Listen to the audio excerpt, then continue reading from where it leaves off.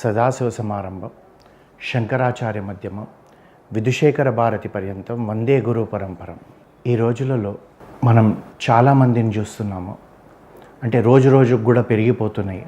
ఆరోగ్యం సరిగా ఉండకపోవడం, రకరకాలైన అనారోగ్యం పాలు కావడం, అంటే డయాబెటిక్స్ అనుకోండి, బ్లడ్ ప్రెషర్ అనుకోండి, హార్ట్ అటాక్ అనుకోండి, లేదా క్యాన్సర్ అనుకోండి.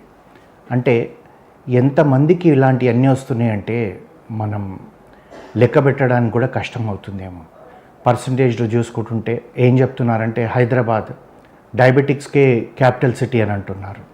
అదేవిధంగా ఈ మధ్యన గత 6-7 నెలల నుంచి ప్రపంచమంతా తల్లడిల్లిపోతుంది కరోనా దిక్కించి. మరి ఇవన్నిటికీ ఏంటిది విరుగుడు?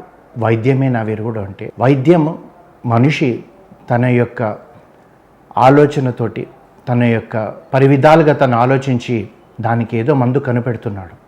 కానీ మందుకు ముందుగా మనం ఒకటి తెలుసుకోవాల్సింది ఏమంటే, ఈ విశ్వాన్ని సృష్టించిన ఆ శ్రీహరి తను ధన్వంతరి రూపంగా మనకు మొట్టమొదటి వైద్యుడిగా మనకు పురాణాలు, ఇతిహాసాలు చెప్తున్నాయి. అయితే మనము ఇప్పుడు ఇంతమంది ఈ విధంగా అనారోగ్య పాలవుతుంటే మరి దానికి విరుగుడు ఏంటిదంటే, మందులు ఒక్కటేనా అంటే మందులు ఒక్కటే కాదు. సర్వరోగాస్త్రానికి విరుగుడు నామత్రేయాస్త్రం అని చెప్పి ఒకటి ఉంది.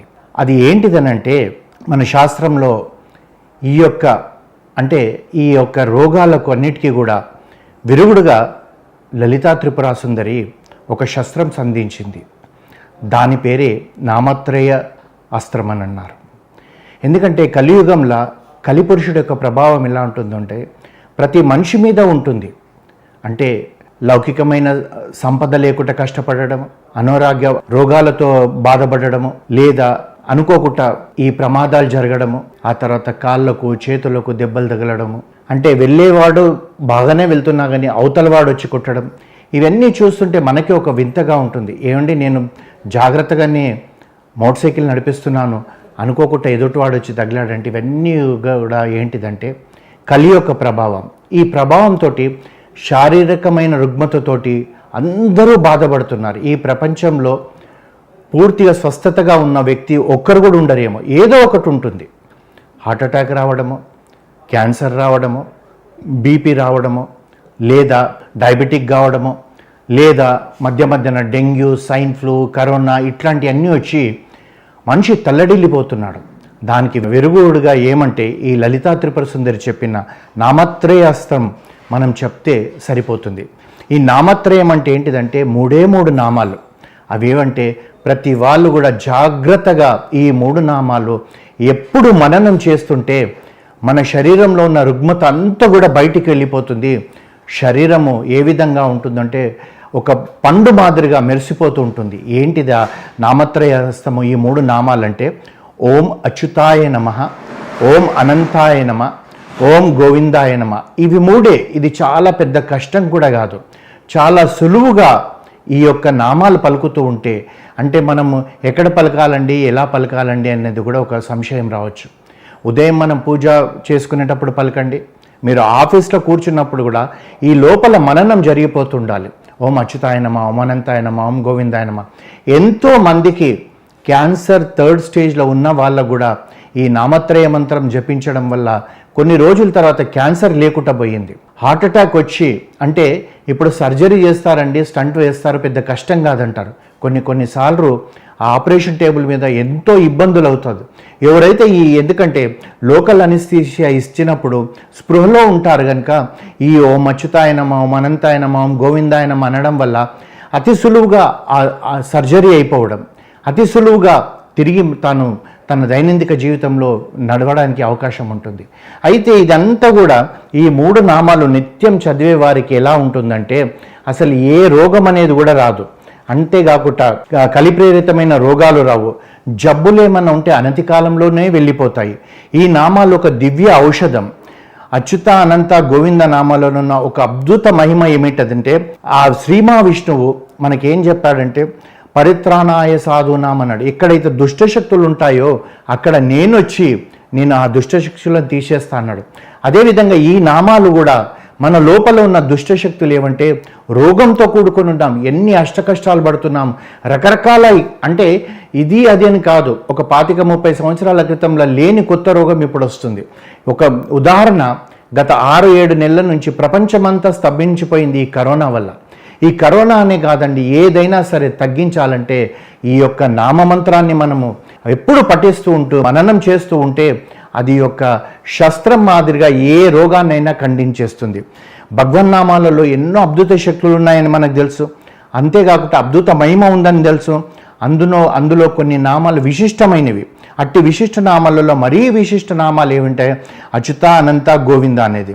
అంటే మనము సంధ్యావందనమే అనుకోండి, ఏ వైదిక కర్మ మొదలుపెట్టినా కానీ ఓం అచ్యుతాయ నమః, ఓం అనంతాయ నమః, ఓం గోవిందాయ నమః ఆచమం చేసి ప్రారంభిస్తాం. కారణం ఏంటంటే అది మూలము, అది ఏది కూడా ఉన్నా అడ్డు తొలగిస్తుంది. అంతేకాకుండా మనకేం చెప్తారంటే క్షీరసాగర మదనం సమయంలో ఆ యొక్క మదనం చేస్తుంటే ఎన్నో పుట్టాయి. ఆ పుట్టిన దాంట్లో మొట్టమొదటిది ఏంటంటే మహామహిమానత పురుషుడైన పుట్టిన వ్యక్తి ఎవరు అంటే ధన్వంతరి. ఆ ధన్వంతరి ఎవరంటే శ్రీమన్నారాయణుడే ఆ ధన్వంతి అవతారంగా మనం పుట్టాడు. అంతేకాకుండా ఈ విశ్వంలో మొట్టమొదటి వైద్యుడు ఎవరంటే ధన్వంతరి. ఆ ధన్వంతరి ఆయుర్వేద విద్యకు మూలమతను. అంటే ఒక వైద్యానికి కావలసిన ఒక మందు అనేది ఏదైతే కనిపెట్టినరో అది ధన్వంతరియే. అయితే ఈ ధన్వంతరి ఈ విధంగా ఉన్నప్పుడు అచ్యుతానంత గోవింద నామోచ్చరణ మనం చేస్తూ పోయామనుకోండి, ఆ ధన్వంతరి మన హృదయంలోకి ప్రవేశించి మనకి ఎట్టి ఆపద లేకుండా మనల్ని చూస్తుంటాడు. నశ్యంతి సకల రోగ సత్యం సత్యం వద్యమాహ అన్నారు. అంటే అచ్యుత అనంత గోవింద అన్న తర్వాత నశ్యంతి సకల రోగ సత్యం సత్యం వద్యవాహ అన్నారు. ఈ నామాలను పలకటం చేత సర్వరోగాలు నశించిపోతాయని చెప్పి మనకు శాస్త్రాలు చెప్తున్నాయి. అందుకే శ్రీమన్నారాయణుడు ఏమన్నాడంటే ఇది సత్యం, నేను సత్యం చెప్తున్నానన్నాడు. అంటే 2 మార్లు సత్యం చెప్తున్నాడంటే ఈ ధన్వంతి ప్రమాణం చేసి చెప్పారనమాట. అంటే ఎంత పవిత్రమైన నామాలో మనం ఒక్కసారి గుర్తుపెట్టుకోవాలి. అంతేకాకుండా పద్మపురాణంలో ఈ నామమేమ మిక్కిలి గొప్పగా వర్ణించబడిందంట. ఏంటిది అదంటే పార్వతీదేవి పరమశివుడిని ఒకసారి అడిగిందంట. పరమశివుడు ఏం చేశాడు? క్షీరసాగర మదనం సమయంలో ఆలాహలం పుట్టింది. ఆ ఆలాల మంటలకు ప్రపంచమంతా తల్లడిల్లిపోతుంది. అక్కడున్న దేవతలు రాక్షసులు అందరూ పరిగెత్తుకొని పోయారంట. అది మొత్తం ప్రపంచమంతా కబలించిపోతుందేమో అన్న సమయంలో శ్రీమన్నారాయణుడు, బ్రహ్మదేవుడు, చతుర్ముఖ బ్రహ్మ తర్వాత దేవదేవతలందరూ కూడా వెళ్ళి ఆ పరమేశ్వరుని ప్రార్థించారంట. నువ్వే రక్షించాలి, ఈ ఆలాలం పుట్టింది, దీన్ని ఏం చేస్తావో చేయంటే తాను ఏమన్నాడంటే పార్వతి తను చెప్తున్నాడు. ఆ సందర్భంలో జరిగింది. పార్వతి పాలకడలిలో లక్ష్మీదేవి అవతరించింది. దేవతలు మునులు లక్ష్మీనారాయణను స్తుతిస్తున్నారు. ఆ సందర్భంలో భయంకరమైన ఈ ఆలాలం పుట్టేటప్పటికీ అందరూ కూడా భయపట్టి పారిపోయి నా దగ్గరకు వచ్చేటప్పటికీ నేను వారికి చెప్పాను, నేను ఇది మింగుతాను అని చెప్పి వారికి మాట ఇచ్చాను. అందరూ నన్ను పూజించడం మొదలుపెట్టారు.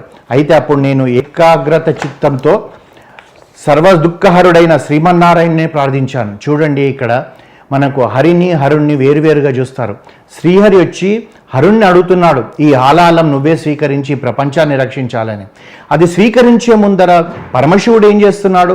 ఆ శ్రీమన్నారాయణుడు ఏకాగ్రత చిత్తంతో ప్రార్థిస్తూ తాను ఏమనుకున్నాడంటే ఇలా ఆలాహలాన్ని తీసుకొని ఏమీ అనుకోకుండా ఓం అచ్యుతాయ నమ, ఓం అనంతాయ నమ, ఓం గోవిందాయ నమ అని ఆ మహా మంత్రాన్ని 3 సార్లు పఠించి ఆ ఆలాహలాన్ని నేను స్వీకరించాను పార్వతి. దానివల్ల నాకు ఏ ప్రమాదం జరగకుండా ఉన్నది. ఇంకా ఎలాంటి విషమైన ఘట్టమైనా సరే శరీరంలో ప్రవేశిస్తే దాన్ని ఖండాలుగా ఖండించే మహామంత్రం ఓం అచ్యుతాయ నమ, ఓం అనంతాయ నమ, ఓం గోవిందాయ నమ. మనమందరం కూడా ప్రతిరోజు ప్రార్థించాలి. ఇప్పుడు ఈ కలియుగంలో కూడా ఈ నామమంత్రం వల్ల ఎంతోమంది ఆరోగ్యవంతులు అవుతున్నారు. అంతేకాకుండా ఎవరికైనా ఆరోగ్యం బాగలేదనుకోండి, వారి కొరకు ఈ మంత్రాన్ని మీరు పఠించండి ఒక 108 సార్లు. కాదు ఇంకా ఎక్కువ ఉంది అతనికి ఆరోగ్య పరిస్థితి అంటే 108 సార్లు ఓం అచ్యుతాయ నమ, ఓం అనంతాయ నమ, ఓం గోవిందాయ నమ అంటే ఒక్కటే అవుతుంది. ఆ విధంగా 108 సార్లు ఒక తెల్లటి కాగితం మీద రాసి ఆ శ్రీమన్నారాయణని ప్రార్థిస్తూ అది రాసి ఆ రోగి యొక్క తల కింద పెట్టండి. మీరు చూడండి అతను ఎంత ఆరోగ్యవంతుడు అవుతున్నాడు. ఎన్నో కొక్కోళ్ళు అయిన ఉదాహరణలు మనకున్నాయి. కానీ ఆ మహామంత్రం పైన నమ్మకం ఉండి ఆ శ్రీమన్నారాయణుడే రక్షిస్తాడని చెప్పేసి మనము ఈ మంత్రాన్ని పఠిస్తూ మన కొరకే కాదు, ఈ సర్వే జనా సుఖినో భవంతు అందరి కొరకు కూడా మనం ప్రార్థించడం మొదలు పెడితే ఎంతోమందికి ఉదాహరణలుగా మంచి ఆరోగ్యవంతులైనప్పుడు మనకెందుకు గారు? కారణం ఏంటంటే మనమేం గొప్పవాళ్ళమని కాదు, ఆ మహామంత్రంలో ఉన్న గొప్పతనం వల్ల అందరూ కూడా ఆరోగ్యవంతులు అవుతారు. అందుగురించి ప్రతిరోజు కూడా మనము మర్చిపోకుండా మనకు మన శరీరానికి ఏ రుగ్మత రాకుండా ఉంటుంది, అదేవిధంగా మనకు కావలసిన వాళ్ళ కొరకు కూడా మనం ఈ మహామంత్రాన్ని వారికి చెప్పి చేయించడం వల్ల వాళ్ళు కూడా ఆరోగ్యవంతులు అవుతారు. అందుకే ఒక్కసారి మనము ఓం అచ్యుతాయ నమః, ఓం అనంతాయ నమః, ఓం గోవిందాయ నమః అనే ఈ మహామంత్రాన్ని రోజు పఠిస్తాం.